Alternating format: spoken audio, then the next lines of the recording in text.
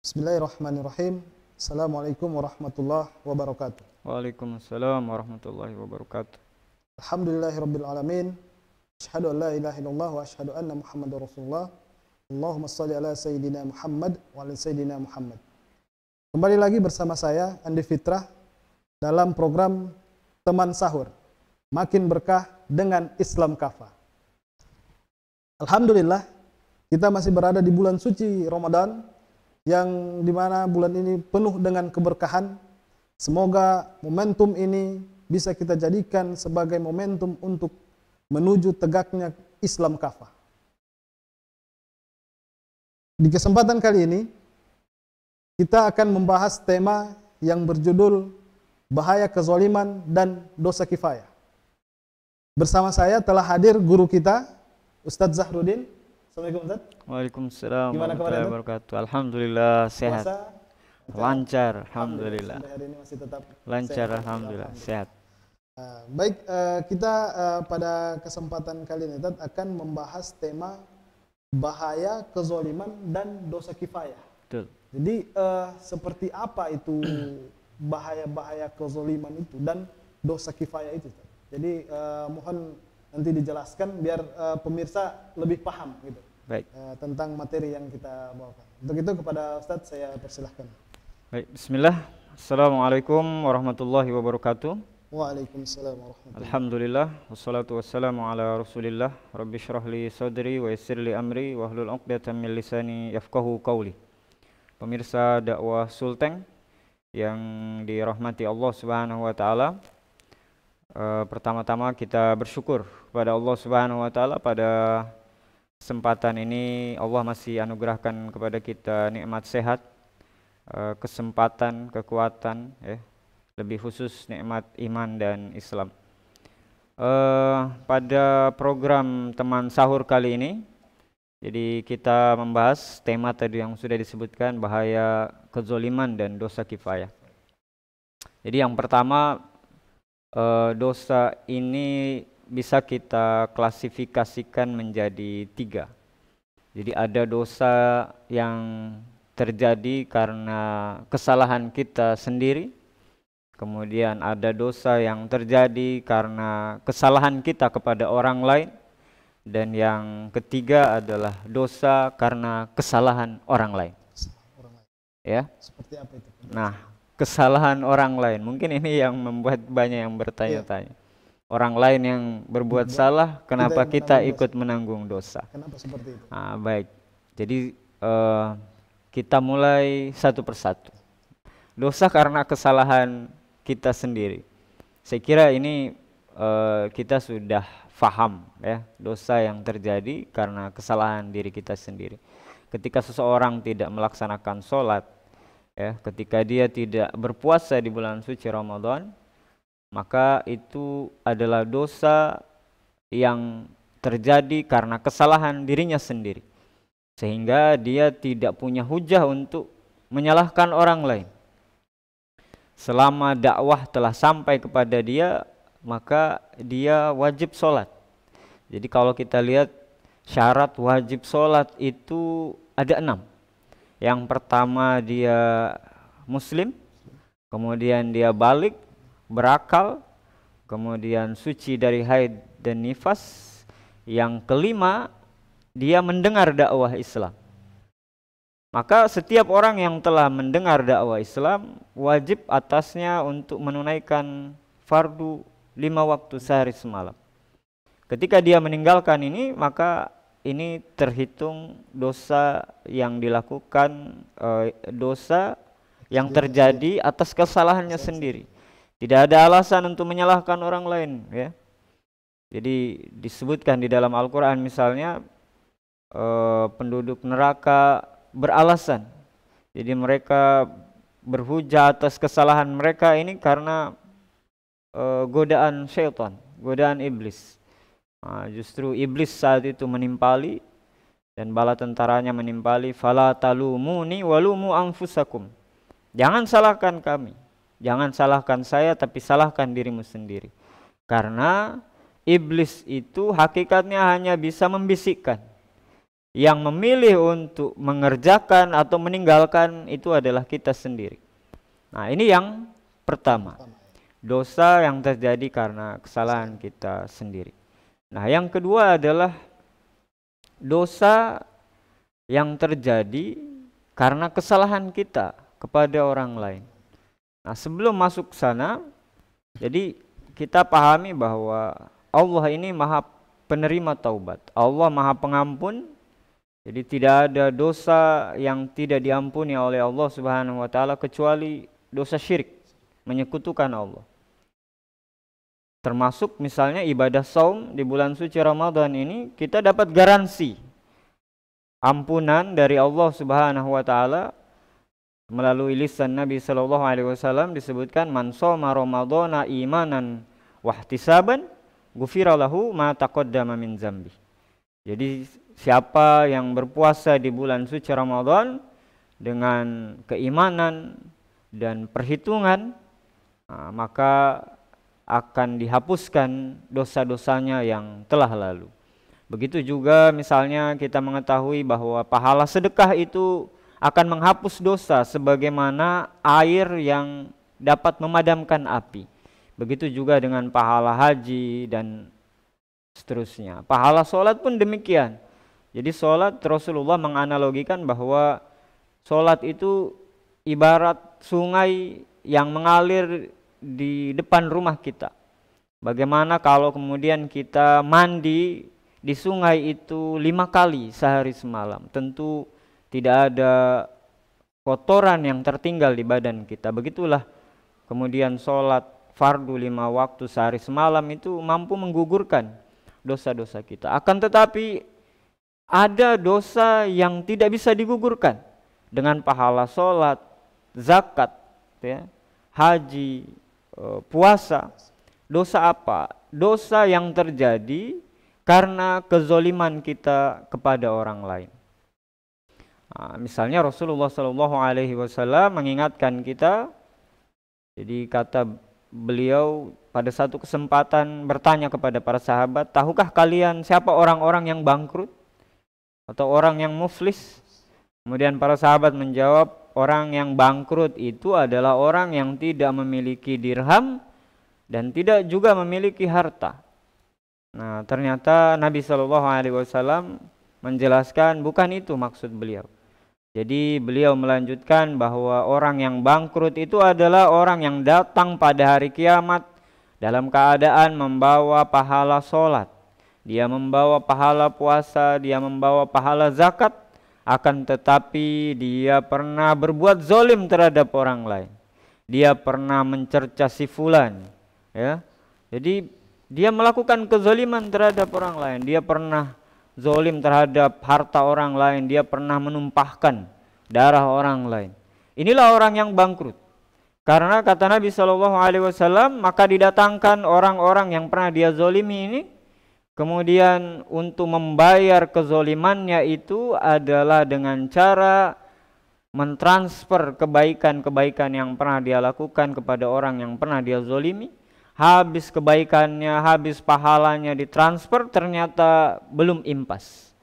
Maka kejahatan atau dosa dari orang-orang yang pernah dia zolimi ini ditransfer kepada dia, dibebankan kepada dia. Inilah orang yang bangkrut dalam pandangan Nabi SAW. Makanya di dalam riwayat yang lain, beliau menganjurkan satu amalan kepada kita, yakni untuk meminta kehalalan dari saudara-saudara kita, dari orang lain yang pernah kita zolimi. Kata beliau, sebelum tiba satu hari di mana tidak ada dinar dan tidak ada dirham untuk menebus kesalahan itu, maka kita diarahkan oleh baginda Nabi SAW untuk segera meminta kehalalan di dunia ini. Nah, ini dosa yang terjadi akibat kezaliman kita kepada orang lain. Jadi walaupun seseorang ini sudah rajin sholat, dia rajin puasa, tapi karena dia zalim pada orang lain, maka ini berakibat dosa yang mengerikan. Karena dia bisa menjadi orang yang bangkrut di akhirat kelak. Nauzubillah summa nauzubillah min dzalik. Jadi kita harus berhati-hati terhadap hak-hak saudara kita harus berhati-hati terhadap kehormatan apalagi darah saudara-saudara kita ini. Di dalam riwayat yang lain Rasulullah misalnya mengingatkan kita, barang siapa yang berbuat zolim, mengambil harta saudaranya dengan cara yang zolim, maka Allah Subhanahu wa Ta'ala akan mewajibkan orang itu masuk neraka dan mengharamkan atasnya surga. Kemudian ada sahabat yang bertanya, meskipun hanya sedikit, jadi meskipun harta yang diambil dengan cara zolim ini hanya sedikit, kata Rasulullah, meskipun hanya sebatang kayu siwak. Nah, bisa kita bayangkan sebatang kayu siwak, ya, atau satu sikat gigi diambil secara zolim, ini sudah cukup membuat seseorang itu dicampakkan ke dalam nerakanya Allah Subhanahu wa Ta'ala. Nah, kita perlu berhati-hati, bahaya kezoliman. Inilah bahayanya. Nah, ketika seseorang ibadah mahdohnya sudah bagus, sholatnya bagus, puasanya bagus, sudah pernah haji, umroh, bahkan mungkin berkali-kali, dia juga baik terhadap orang lain, baik terhadap tetangga, dia menghindari betul untuk menyakiti orang lain, zolim terhadap orang lain, tidak makan harta orang lain dengan cara yang batil. Apakah otomatis masuk surga? Belum tentu. Karena ada dosa lain yang lebih dahsyat. Masih ada dosa yang lebih dahsyat. Dosa apa? Dosa karena dilalaikannya fardu kifayah. Nah, inilah yang masuk dalam klasifikasi dosa yang terjadi, dosa yang kita ikut menanggung itu karena kesalahan orang lain. Jadi dosa karena tidak ditunaikannya fardu kifayah. Ya. Jadi kita tahu fardu ini dibagi dua, ada fardu ain, kemudian ada fardu kifayah. Nah, contoh fardu kifayah ini adalah pada penyelenggaraan jenazah, pengurusan jenazah. Jadi seandainya ada di antara tetangga kita misalnya wafat, kemudian tidak ada yang mau mengurusi, ya, satu kampung itu ikut berdosa. Ketika kabarnya tersiar, maka satu kecamatan bisa ikut berdosa ketika jenazah ini dibiarkan, tidak ada yang mengurusi. Bahkan satu provinsi, satu negara, bahkan satu dunia kaum muslimin ikut menanggung dosa karena mereka mengetahui ada jenazah yang belum diurus, belum dimandikan, belum dikafani, belum disolatkan, belum dikuburkan, maka seluruh kaum muslimin menanggung dosa karena mereka berdiam diri terhadap fardu kifayah tersebut.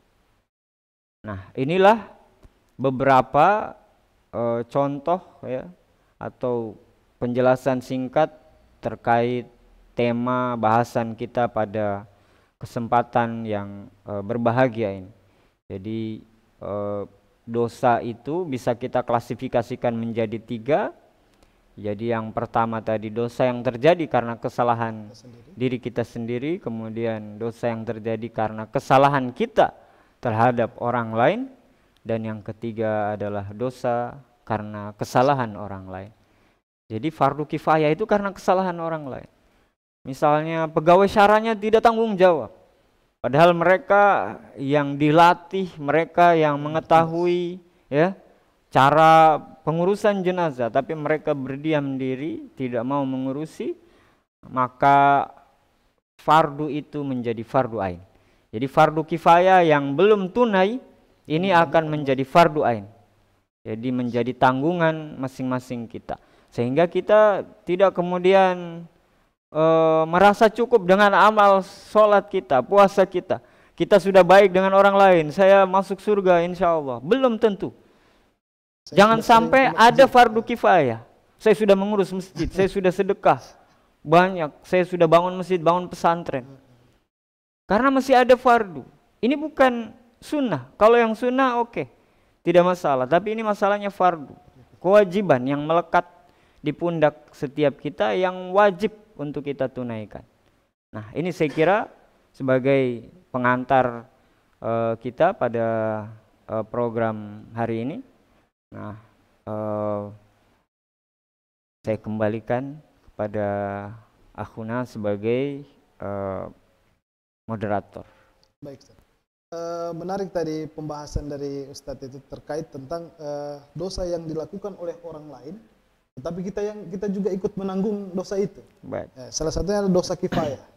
Nah, terus muncul pertanyaan, apakah hanya kepengurusan jenazah itu yang termaksud dengan dosa kifayah, atau adakah dosa-dosa yang lain yang terklasifikasikan dalam dosa kifayah itu? Mungkin bisa dijelaskan kepada pemirsa. Baik, iya. Jadi memang penting untuk mengetahui ragam dari fardu kifayah. Jadi kalau pertanyaannya apakah fardu kifayah ini terbatas pada penyelenggaraan jenazah? Tentu saja tidak. Jadi ada banyak fardu kifayah yang lain. Misalnya contoh ya, ini dosa yang terjadi karena kesalahan orang lain. Jadi saya bertanya, kalau ada orang berzina, siapa yang akan menanggung dosanya? Orang yang berzina. Orang yang berzina. Jadi saya kira rata-rata jawaban kita adalah orang yang berzina. Orang yang berzina. Tapi saya punya perspektif lain, yang berdosa adalah seluruh kaum muslimin. Yang berdosa adalah seluruh kaum muslimin, saya, antum. Kenapa bisa begitu? Nah, penjelasannya seperti ini. Kenapa kaum muslimin seluruhnya berdosa? Jadi ada satu ayat di dalam Al-Quran yang memerintahkan kita terhadap pelaku perzinahan ini. A'udzubillahi minasyaitonirrajim. Az-zaniyatu waz-zani fajlidu kulla wahidin minhuma mi'ata jaldah. Pezina laki-laki, pezina perempuan, kata Allah Subhanahu wa taala, cambuk masing-masing mereka ini dengan 100 kali cambukan. Ini perintah Allah Subhanahu wa taala. Jadi kita menanggung dosa bukan karena perbuatan zina itu. Kalau perbuatan zina itu adalah dosa karena kesalahan dirinya sendiri.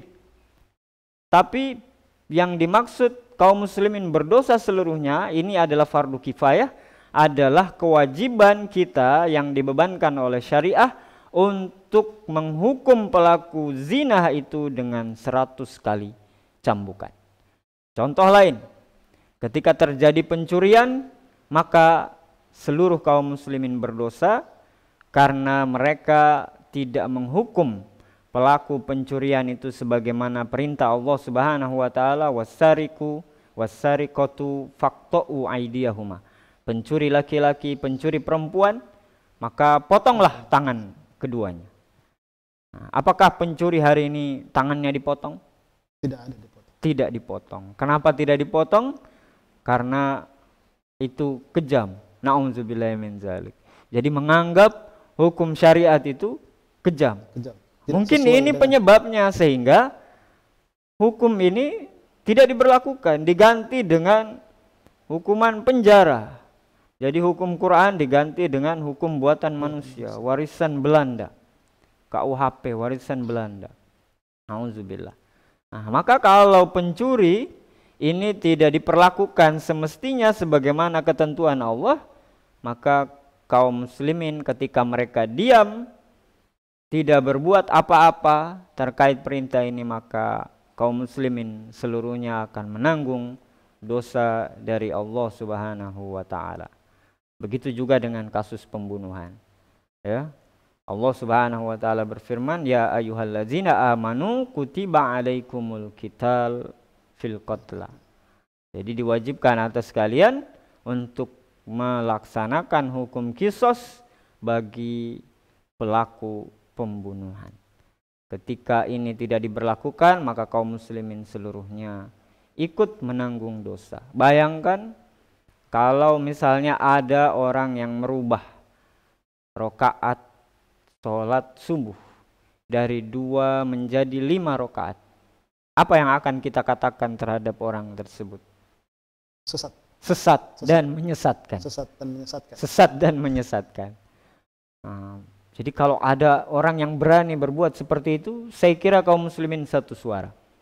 Tapi apa yang dikatakan oleh kaum muslimin terhadap orang-orang yang merubah hukum Allah, merubah hukum potong tangan jadi penjara, merubah hukum cambuk menjadi hukuman penjara, bahkan tidak dipenjara karena pasal zina ini adalah delik aduan. Jadi kalau tidak ada yang merasa dirugikan, maka tidak bisa masuk dalam kategori Perzinahan. Tindak pidana, sehingga tidak ada landasan untuk menghukum pelaku zina ini. Jadi kalau terjadi suka sama suka, hukumnya berubah jadi mubah. Nauzubillah min dzalik. Ketika hukum ini berubah, apakah ada yang mengatakan bahwa kita telah berbuat sesat dan menyesatkan? Sampai sekarang tidak ada. Sampai sekarang Tidak ada. Kecil ya, suaranya ada tapi sayup-sayup. Kalau ada mungkin akan langsung dicap radikal, intoleran, ya, pemecah belah. Oh ini berbahaya, silakan ke Arab, tinggal saja di Arab. Nauzubillah. Nah, ini yang terjadi pada masyarakat kita hari ini. Jadi ketaatannya itu masih dipilah-pilih. Jadi seolah-olah Islam itu prasmanan. Mereka ambil yang mereka suka, yang tidak suka, tidak sesuai dengan hawa nafsunya ditinggalkan. Ini berbahaya sekali. Jadi ketika diminta untuk berpuasa, semuanya sepakat untuk berpuasa. Tapi ketika diminta untuk melaksanakan hukum kisos, tidak mau. Padahal bunyi ayatnya sama. Ya ayyuhallazina amanu kutiba alaikumusiyam kama kutiba alal ladzina min qablikum la'allakum tattaqun. Karena ayat itu semua takut untuk tidak berpuasa. Karena diwajibkan. Tapi ketika ayat yang serupa, ya ayyuhallazina amanu kutiba alaikumul qisas fil qatla. Nah, ini yang pikir-pikir. Wah, ini dijalankan tidak ya, dijalankan tidak. Saking terlalu banyak mikir, akhirnya tidak jadi-jadi, ya. Nauzubillah. Padahal harusnya perkataan orang beriman itu ketika diseru kepada Allah dan Rasulnya untuk berhukum dengan hukum Allah dan Rasulnya, maka jawaban mereka itu adalah sami'na wa ata'na. Nah, jadi kalau puasa itu muaranya adalah takwa, maka kisos itu pun sama. Muaranya adalah takwa. Walakum fil kisosi hayatu ya ulil albab la'allakum tattaqun. Ini yang saya kira kaum muslimin harus berbenah diri. Jadi kita harus berbenah diri hari ini bagaimana supaya ketaatan kita itu tidak setengah-setengah. Jangan sampai kita ini jadi manusia setengah hijrah. Itu tidak bagus itu kalau setengah-setengah. Ya. Harus full. Ya ayyuhallazina amanu udkhulu fis-silmi kaffah. Kita itu diminta untuk masuk Islam secara kafah, totalitas. Nah, Ramadan ini momentum bagus ini. Karena di bulan suci Ramadan itu jangankan yang haram, yang halal bisa kita tinggalkan di siang hari Ramadan. Ya. Karena kita memenuhi perintah Allah. Ya harusnya di luar bulan suci Ramadan berarti kita bisa meninggalkan yang haram.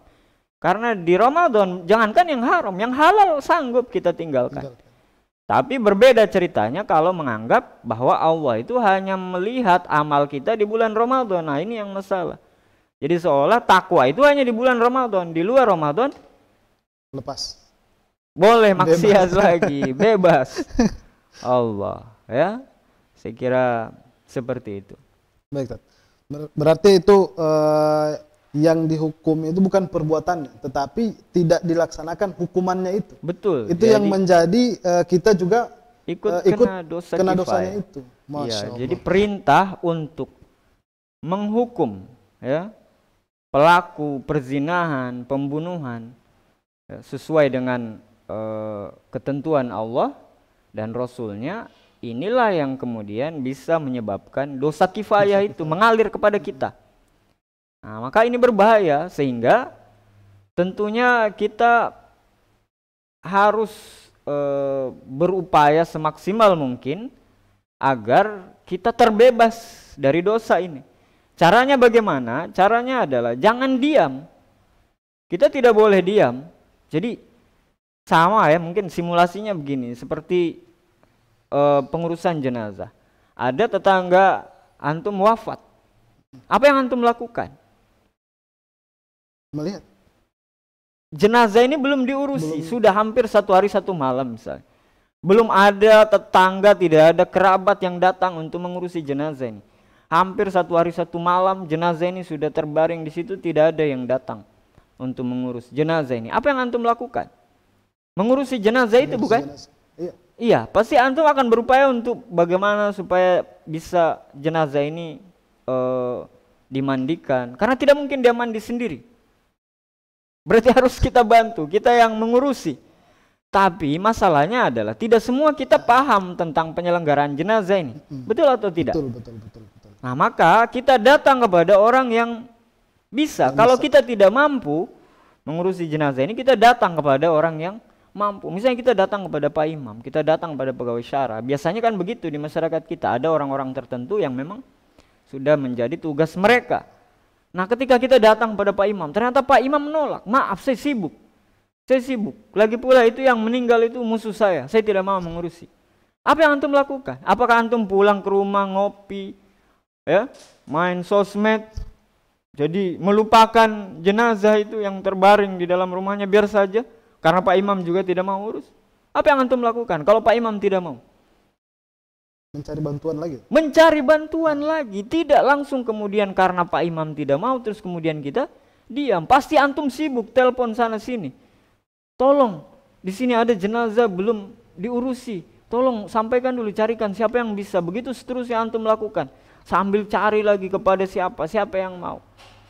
Karena antum yakin berdiam diri terhadap pengurusan jenazah ini, mendiamkan jenazah ini tidak diurusi, itu berdampak pada dosa. Maka kita tidak berani tinggal diam, melakukan seluruh daya upaya kita supaya jenazah ini bisa diurusi sebagaimana ketentuan syariat. Kita tidak akan berleha-leha, kita tidak akan santai. Nah, begitu juga dengan pelaksanaan fardu kifayah yang sudah kita bahas tadi. Kita tidak mungkin tinggal diam. Tidak mungkin kita tinggal diam terhadap pelaksanaan hukum-hukum Islam tadi. Ya, apa yang kita lakukan? Maka yang kita lakukan adalah dakwah. Dakwah kepada siapa? Dakwah kepada objek dakwah kita itu 2 terkait fardu kifayah ini. Yang pertama kepada rezim, kepada pemerintah. Yang kedua adalah kepada kaum muslimin secara umum. Kenapa kepada rezim, kepada pemerintah? Karena sejatinya yang dibebani taklif ini adalah penguasa. Jadi tidak ada ceritanya yang melakukan hukum potong tangan itu adalah individu atau kelompok. Yang dibebankan taklif ini adalah pemerintah. Karena ini urusannya dengan tindak kriminal, harus dibuktikan dulu di pengadilan. Tidak sembarang ada pencuri kemudian dipotong tangannya, tidak begitu mekanismenya. Ada tahapan-tahapannya, ada syarat-syaratnya, ada nisabnya. Jadi sehingga itu butuh untuk dibuktikan di pengadilan. Dalam satu riwayat Rasulullah SAW menjelaskan, hadis riwayat Imam At-Tirmizi kalau saya tidak salah, beliau mengatakan bahwa seorang penguasa yang salah dalam memberi maaf itu lebih baik daripada penguasa yang salah dalam menjatuhkan hudud atau sanksi itu. Nah, dari sini kita mengambil kesimpulan bahwa penguasa lah yang punya wewenang, bukan individu atau kelompok. Nah, dari perjalanan kehidupan Rasulullah pun di Madinah kita lihat bahwa yang menjatuhkan sanksi terhadap pelaku-pelaku kriminalitas itu hanya Rasulullah dan orang-orang yang memang ditunjuk khusus oleh Nabi Shallallahu Alaihi Wasallam sebagai kepala negara, ya, sebagai wakil beliau untuk memutuskan perkara hukum itu, untuk mengeksekusi pelaku-pelaku kriminal tersebut di tengah masyarakat. Nah, maka yang harus kita siapkan terlebih dahulu itu adalah bagaimana kita menyiapkan penguasa yang mau berhukum dengan syariat Allah. Nah, inilah kalau di dalam Islam dikenal dengan mekanisme baiat. Jadi baiat itu semacam pemberian mandat kepada penguasa, kepada seseorang, kepada ulil amri yang menjadi wakil kaum muslimin untuk menjalankan syariat Allah Subhanahu wa taala di level negara. Nah, termasuk syariat terkait dengan hudud ini misalnya. Nah, sehingga ketika tidak ada seorang pemimpin, tidak ada penguasa yang dibaiat, disitulah kemudian fardu kifayah ini tidak bisa gugur dari kaum muslimin. Karena tidak ada penguasa yang diberi mandat untuk menjalankan hukum syariah, untuk menjalankan hukum-hukum Allah Subhanahu wa taala. Sehingga di dalam salah satu hadis Rasulullah Shallallahu alaihi wasallam menjelaskan wa man mata walaysa fi unukihi bai'ah mata mitatan jahiliyah. Siapa yang mati sementara di pundaknya tidak ada baiat kepada seorang imam, kepada seorang kepala negara, kepada seorang khalifah yang menjalankan hukum-hukum syariat Allah, mata mitatan jahiliyah, maka matinya adalah seperti mati jahiliyah. Mati jahiliyah di sini maksudnya adalah mati dalam keadaan membawa dosa yang sangat besar karena dia tidak berbaiat kepada seorang penguasa, di mana penguasa itu menentukan terterapkannya syariat Allah Subhanahu wa taala atau tidak. Ada banyak syariat Allah Subhanahu wa taala yang akan dilalaikan kalau baiat ini tidak terjadi. Makanya para sahabat radhiyallahu anhum itu lebih menyibukkan diri di Saqifah Bani Sa'idah sepeninggal wafatnya Nabi Shallallahu alaihi wasallam daripada memakamkan jenazah Rasulullah. Padahal kita tahu memakamkan jenazah ini adalah perkara yang mesti disegerakan di dalam syariah. Apalagi ini adalah jenazah baginda Nabi Shallallahu alaihi wasallam. Tapi para sahabat menunda pemakaman jenazah Rasulullah karena mereka mendahulukan untuk mencari pengganti Rasulullah Shallallahu alaihi wasallam, saking pentingnya imamah ini di kalangan dalam pemahaman para sahabat. Nah, makanya Al-Imam Ibnu Hajar Al-Haythami menjelaskan bahwa ini adalah dalil yang jelas bahwa mengangkat seorang imam itu adalah ahammul wajibat, kewajiban yang paling agung. Nah, bisa dibilang ini adalah fardu kifayah. Jadi tidak semua orang bisa jadi pemimpin. Kalau kita tidak bisa jadi pemimpin, maka tugas kita adalah mencari sosok yang mampu dan siap untuk memimpin kaum muslimin, ya, bukan hanya sekedar memimpin, tapi dengan apa dia memimpin, yakni dengan kitabullah dan sunnah Nabi Shallallahu alaihi wasallam. Karena itu jaminan kita bisa berislam secara totalitas, kita bisa berislam secara kafah. Jadi kita tidak mungkin bisa berislam secara totalitas, kita tidak mungkin bisa menerapkan syariat Islam secara total kalau tidak ada negara, tidak ada daulah Islam yang memang dia merupakan metode untuk terterapkannya seluruh hukum-hukum Allah Subhanahu wa taala, khususnya yang terkait dengan pengaturan muamalah, ya, terkait dengan politik, ekonomi, ya, pemerintahan, pergaulan, pendidikan dan lain sebagainya. Nah, disinilah letak urgennya perkara ini. Nah, saya kira demikian. Baik, pemirsa dakwah Sultan yang dirahmati Allah Subhanahu wa taala, itulah tadi penjelasan dari guru kita yang sangat mendalam, sangat luar biasa. Semoga apa yang dijelaskan tadi itu bisa menambah wawasan kita, bisa menambah pemahaman kita tentang Islam secara kafah, dan nanti bisa kita dakwakan ke tengah-tengah masyarakat. Amin. Baik Ustaz, terima kasih atas kesempatannya yang telah diberikan. Terima kasih atas segala ilmu yang telah disampaikan. Kami ucapkan terima kasih. Semoga di bulan suci Ramadan ini kita selalu dalam lindungan Allah Subhanahu wa taala. Kita tetap disehatkan dan kita nanti meraih hari kemenangan bersama-sama. Baik pemirsa dakwah Sulteng yang dirahmati Allah Subhanahu wa taala, itulah tadi materi singkat dari Ustadz Zahrudin. Semoga bisa mencerahkan kepada kita semua. Dan untuk pemirsa, jangan lupa like, komen, dan subscribe, dan bagikan video ini seluas-luasnya agar semua pemirsa bisa tercerahkan dengan penjelasan-penjelasan dari guru kita. Baik, kami akhiri dengan mengucapkan wabillahi taufiq wal hidayah. Wassalamualaikum warahmatullahi wabarakatuh. Waalaikumsalam warahmatullahi wabarakatuh.